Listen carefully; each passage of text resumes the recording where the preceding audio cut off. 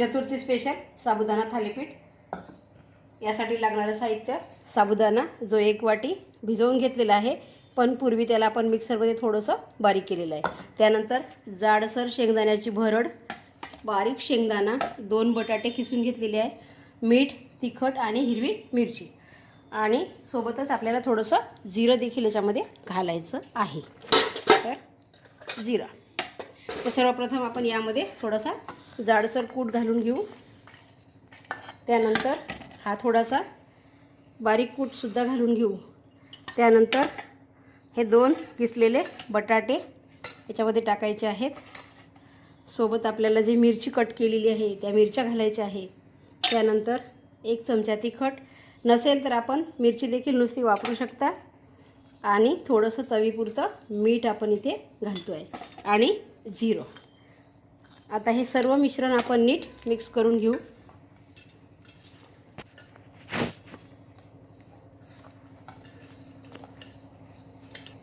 आपल्या हाताला बाइंडिंग येईल असं ह्याला चांगलं मिक्स करायचं आहे। किसलेल्या बटाट्याऐवजी आपण यामध्ये उकडलेला बटाटा देखील घालू शकतो, परंतु मी मुद्दाम किसलेलाच घातलेला आहे, कारण त्याची चव खूप छान येते।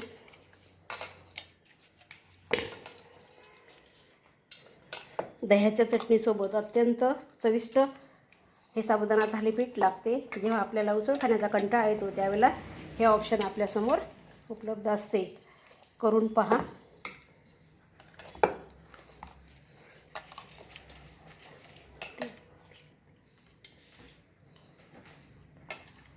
तेल घे। आता थोडंसं तेल आपण यामध्ये घालू, जेणेकरून हाताला ते चिकटणार नाही। तसंच नॉनस्टिक पॅन जी आहे तिला देखील आपल्याला तेल इथे लावून घ्यायचं आहे। आता ह्याचा आपण एक गोळा हातावर घ्यायचा आहे आणि तो नीट थापायचा आहे। हात मी थोडेसे ओले करून घेतले आणि हातावर आता थोडंसं तेल लावून घेत आहे, आणि ह्याचा गोळा तयार करायचा आहे। आपल्याला पाहिजे त्या आकारात हवं तेवढं मोठं आपण करू शकतो। अशा प्रकारे याला हातावरच आपल्याला आकार द्यायचा आहे, थोडंसं चपटा आकार द्यायचा आहे, आणि त्या ताव्यावरती आता हे थोडंसं थापून घ्यायचं आहे। थोडं उलणार नाही म्हणून साईडनं हाताचा सपोर्ट द्या, जेणेकरून हे बाजूने ह्याच्या कडा उलणार नाहीत।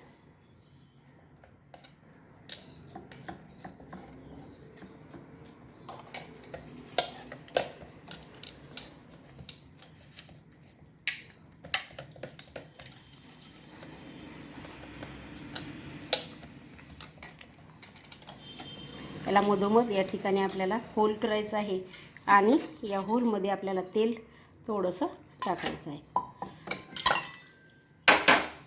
लक्षात ठेवा, तावा हा थंड असतानाच थालीपीठ त्यावरती थापून घ्या, म्हणजे ताव्याला हाताला भाजणार नाही, आणि बाजूनी थोडंसं तेल या ठिकाणी सोडा, आणि वरती आपल्याला झाकण ठेवायचं आहे।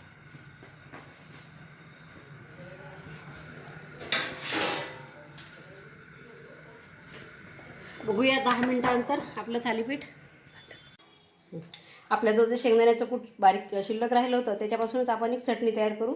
यामध्ये थोडंसं तिखट, थोडंसं मीठ मी घातलेलं आहे, आणि थोडंसं ताक किंवा दही वापरू शकता, तर मी या ठिकाणी ताकाचाच इथे वापर केलेला आहे, आणि थोडीशी साखर आपल्याला यामध्ये घालायची आहे, म्हणजे ह्या पराठ्यासोबत ही चटणी देखील खायला छान लागते। चटणी तयार झालेली आहे। यामध्ये थोडीशी मी साखर घालते आहे। उपवासाचा असल्यामुळे यामध्ये कोथिंबीरीचा वापर आपल्याला करायचा नाही। उपवासाची चटणी आपली इथे तयार झालेली आहे। बघूया आपलं थालीपीठ कुठपर्यंत झालं। थालीपीठ व्हायला अजून थोडासा वेळ आहे, थोडंसं परत या ठिकाणी झाकून ठेवू। थालीपीठ आपण इथे थोडंसं पलटवून घेतलेलं आहे। याला थोडंसं या बाजूने देखील आपण तेल लावून घेऊ।